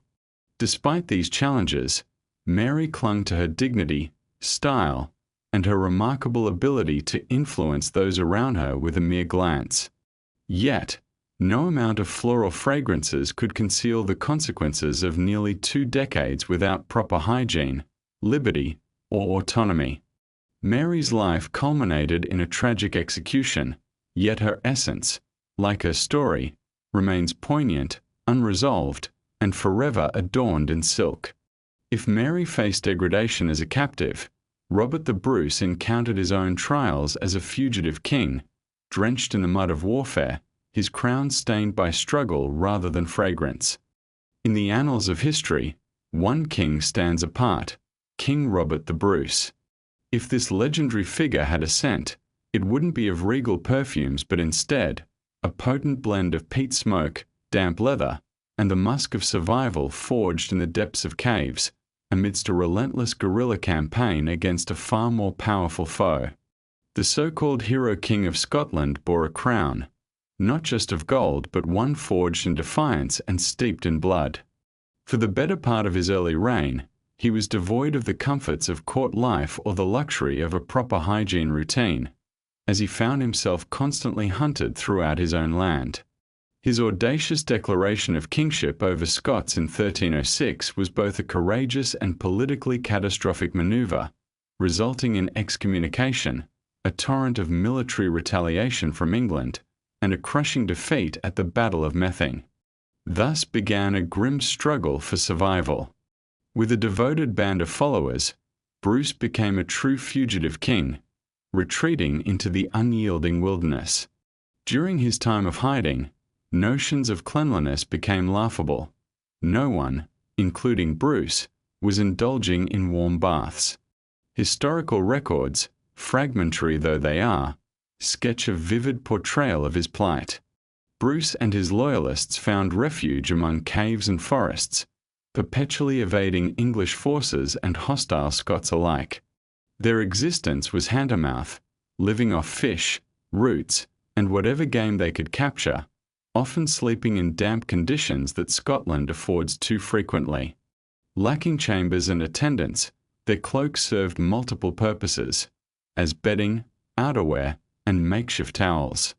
The king's hair would have been unkempt, his garments perpetually soaked and dried out again through the uncaring elements. In this harsh reality, personal grooming was a forgotten luxury, a concept almost absurd in the context he inhabited. He wasn't perched on a throne but surviving in cloistered grottos and frost-bitten woodlands.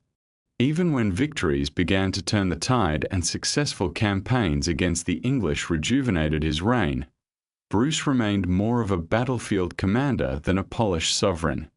Different from the lavish kings who basked in rosewater and recited sonnets, Bruce led with resilience and heart. It was only later, after his monumental win at Bannockburn in 1314, that he could even hint at establishing the trappings of a court. By then, however, the mark of his grueling past was forever etched into his legacy. Even in his later years, ruling from grand palaces, Bruce held on to a rough, unrefined charisma, never transforming into a softly scented figure but retaining the identity of a soldier's king, scarred yet pragmatic. Rumors suggest he never quite found ease in royal garments, often shunning the comforts of refined living. Clean clothes might have appeared occasionally, but regular bathing remained improbable. The battlefield had seeped into his very essence, with certain stains indelibly imprinted on his character. When Robert the Bruce took his last breath in 1329, he embodied the transition from outlaw to icon, his legacy rooted deeply in the mire of exile and the potent aroma of defiance, a monarch who broke not only the chains of an empire but also shattered every expectation of royal decorum. And, as the story unfolds, King David too, his son, would inherit not merely the throne, but also the shadows of chronic ailments and assorted royal afflictions, legacies no fragrance could wholly mask. King David II of Scotland emerged from an illustrious lineage, born as the son of the legendary Robert the Bruce, a hero who fiercely championed Scottish independence against English subjugation. Yet, David inherited not the glory of battle but rather a frail kingdom, a peace that teetered on the edge, and a body that faltered before his ascent could be fully realized. While his father was a warrior king who fought valiantly, David became known as the monarch confined to his sickbed, plagued by chronic illness that undermined his reign. Crowned at a tender age of 5 after his father's passing in 1329, David's early ascension was marred by unrest and eventual exile. The invasion by Edward Bale, backed by the English, compelled David to seek refuge in France, where he spent pivotal years under the auspices of King Philip V. However, this period of safety offered little respite for his health. Even amidst the apparent luxury of French courts, his ailments began to take a toll, setting a trajectory of suffering that would haunt him for life. Upon his return to Scotland and the reclamation of his throne, David aimed to restore order but encountered unyielding opposition from his own body.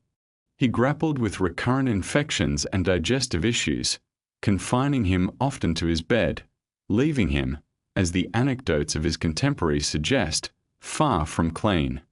The medical treatments of the 14th century, far from the realm of modern science, consisted primarily of rudimentary remedies like tight bindings and exhausting balms, and efforts to induce sweat only intensified the oppressive atmosphere in his chambers.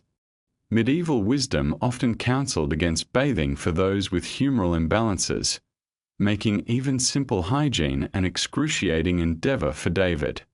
His attendants resorted to gently wiping his skin with cloths infused with herbs and oils, But these efforts were little more than superficial solutions to a deteriorating situation. Observers noted the incense and perfumed sachets strewn throughout his private spaces, not as adornments but as desperate measures to mask the odor of decay surrounding the ailing king. He often avoided public engagements during his most severe episodes, not from a sense of superiority but from the depths of his embarrassment and discomfort.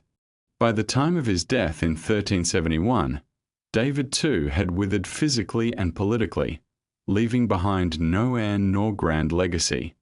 Instead, he left an understated impression of a king who ruled amid the shadows, whose private suffering and decaying state were veiled beneath layers of cloth and obligation. Long before David's plight, King Henry I of England had already set the stage for the challenges of royal discomfort, illustrating a monarch so troubled by travel that even his nobles longed for the relief of stillness. King Henry, the first King Henry Ward of England, was born as the youngest son of William the Conqueror and embodied an ethos of rigor rather than indulgence. From 1100 to 1135, he wielded power with the precision of a bookkeeper and the demeanor of a drill sergeant. Affectionately dubbed Beauclerk for his scholarly achievements, his ability to read and write in Latin set him apart as the intellectual within his lineage. This monarch sought efficiency, loyalty, and firm control, often neglecting personal comfort, hygiene included. Unlike later rulers who were content to remain within castle walls or adhere strictly to royal customs, Henry was a restless king, forever journeying through England, Normandy, and Wales. His court moved like a military unit, shifting from manor to castle on a whim. However, this constant mobility came at a price. The infrastructure of 12th century England was ill-suited for comfort, much less cleanliness. In keeping with his drive for efficiency, he tended to forego the luxuries of bathing. Royal documentation indicates that much of his governance occurred while on the move. He would hold meetings in smoky halls, draft documents from his horse, and convene councils in damp, poorly ventilated rooms where the heat from food only exacerbated the stifling air. Despite his wealth and power, he often traveled light, forsaking a larger retinue which meant fewer resources for maintaining hygiene. The ritual of bathing, a complicated and costly endeavor requiring heated water drawn from wells, was not something he embraced when on campaign. Chronicles hint at his personal scent in veiled terms, typical of the time when chroniclers avoided explicit critique unless a ruler's hygiene became glaringly apparent. Henry would stay in the same attire for days, even weeks, during his military campaigns, disregarding fresh linens except during formal court gatherings. A history chronicler described his presence as earthy, a genteel euphemism signaling muddy boots, stale wool, and a body that hadn't encountered water in ages, while his cloak, purportedly lined with fur, carried the faint odor of damp animals. His padded travel tunics rarely faced laundry between journeys. This disregard for cleanliness wasn't merely personal. Henry was notoriously thrifty, trimming court extravagance and streamlining royal expenses. In an irony of governance, while he was adept at administrative organization, showcasing meticulous records and standardized coinage, his private habits resonated with neglect. Henry's death, chronicled as sudden and untimely, occurred after an indulgent meal of lampreys, in direct defiance of his physician's counsel. Following his death in Normandy, his body, transported back with minimal care, reportedly exuded a foul odor that even monks found challenging to endure. The cause of the stench, whether due to rapid decay or years of accumulated filth, remains a topic of speculation. Yet, his legacy endured, albeit not in the most fragrant of manners. Despite the grime of his transient life, Henry was emblematic of kingship. Comparatively, Athlone, one of his royal ancestors, seems to have embraced a more austere existence, ruling not with grandeur but through steadfast perseverance, suggesting that the rigors of kingship often bore significant consequence on both form and function. In the heart of British history lies Athlon, who ruled from 924 to 939, a pivotal figure recognized as the first king to weave together the fragmented Anglo-Saxon territories into a semblance of a unified realm. Yet, amid the accolades of the annals, a significant detail often slips through the cracks of remembrance. Athlon carried an aura reminiscent of someone who had fought tirelessly, perhaps from the lush fields of Kent to the rugged hills of Cumbria, all while clad in a tunic that undoubtedly bore the stench of countless battles. The early 10th century was a world bereft of splendor, an era dominated by swords, animal hides, and damp wooden halls, where royalty slept perilously close to the muck beneath. Standing armies were a novelty, and palaces, as we envision them today, were non-existent. Monarchs like Athlon wielded authority through their very presence, moving from one stronghold to the next, immersing themselves within the ranks of warriors, issuing laws face to face, leading from the forefront.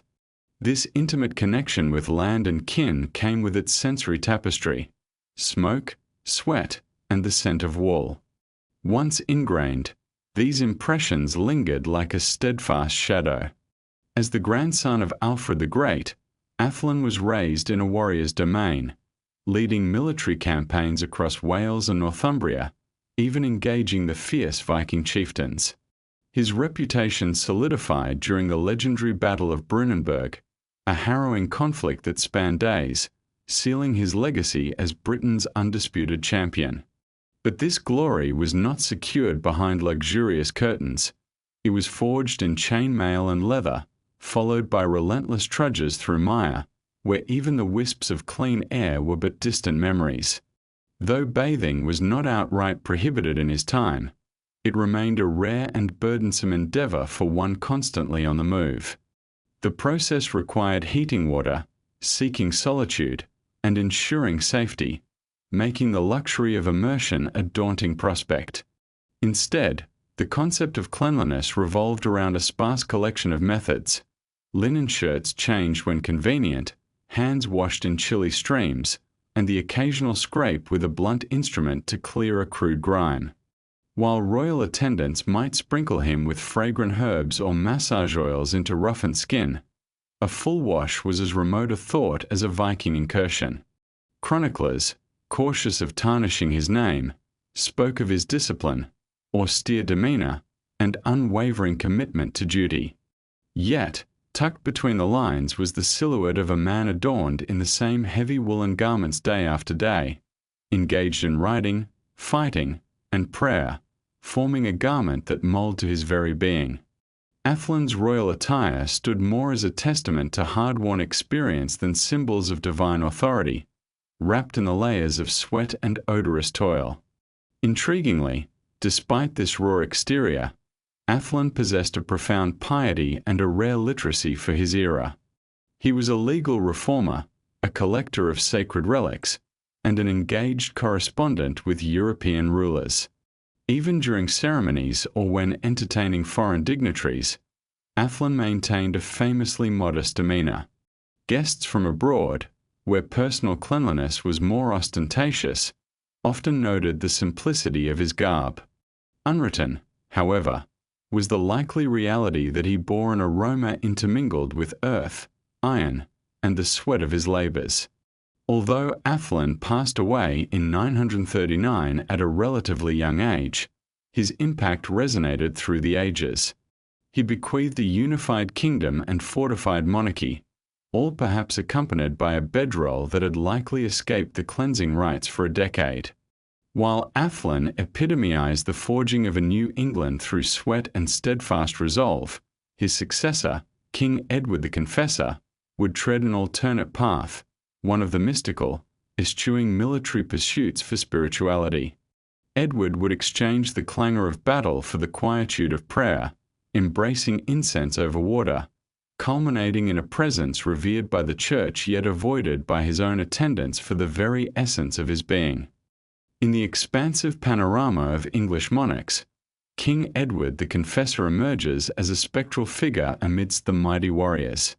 Ruling from 1042 to 1066, His reign unfolded during a critical juncture, poised precariously before the Norman invasion. Yet, his royal court seemed steeped in an epoch far removed from the imminent upheaval. Unlike the typical rulers of his time, who forged empires through martial prowess, Edward crafted his legacy through silence, abstinence, and the subtle scent of myrrh. Posthumously canonized and revered as a saint, Edward may have appeared spotless for the heavens, but on earthly terms, cleanliness was certainly not his forte. Raised in exile following the demise of his father, King Athelred the Unready, Edward's formative years were heavily influenced by monastic traditions. His return to England in his mature years introduced a monk's perspective, one where the body was deemed a vessel of sin, and spiritual purification overshadowed physical cleanliness. Renowned for his humility and aversion to worldly pleasures, Edward's lifestyle was remarkably austere. His royal attire was unembellished, meals were modest, and his court felt stark to European eyes. His grooming habits, while not disparaged by chroniclers, were cloaked in euphemism, hinting at an underlying truth. Close associates claimed he sought little physical comfort, indulging infrequently in sleep and often fasting, dedicating lengthy hours in dim, incense-laden chapels. His garments, though clean at a glance, were rarely exchanged. Untamed hair and beard showed more homage to holy imagery than to any skilled barber. Bathing, especially in the traditional sense, played no role in his routine. Instead, he engaged in symbolic anointings and sacred washings that bore great spiritual significance yet left behind layers of earthly grime. Despite lacking traditional hygiene, Edward was said to radiate an aura of holiness, perhaps more by reverence than by cleanliness. Attendants likely refreshed him with herbal-infused cloths, though the objective remained one of veneration rather than mere freshness. Even his marriage to Edith of Wessex was enshrouded in political strategy rather than passionate domestic life, remaining childless and debated whether consummated at all. Whether by choice or conviction, Edward distanced himself from the earthly realm, treating his body as a transient vessel, rather than something requiring upkeep. Yet, oddly enough, this discomfort around him sparked profound devotion. People wept with joy at his touch, and he miraculously healed with mere gestures. His serene detachment radiated timelessness, even if cleanliness was sometimes sacrificed. Upon his passing in 1066, Westminster Abbey became a destination for pilgrims seeking his sanctity. He was the only English monarch canonized a saint, with relics and garments venerated throughout the ages. However, despite frames of sanctified memory, those closest to him surely recalled the lingering sense of incense, dust, and his austere lifestyle more than any divine fragrances. With Edward's death, the Anglo-Saxon era met its end, yielding to Norman dominion, and yet the legacy of this last saint-king reverberated, holy, cherished, and perhaps just a tad ripe. This concludes our exploration of British monarchs whose hygiene was often less than regal, each adorned in their own fragrant blend of power and neglect. While crowns may dazzle and legends persist, the unvarnished truth quietly resides in history's shadows, revealing that sometimes the most princely aspect of royalty lies in their steadfast refusal to embrace the bath.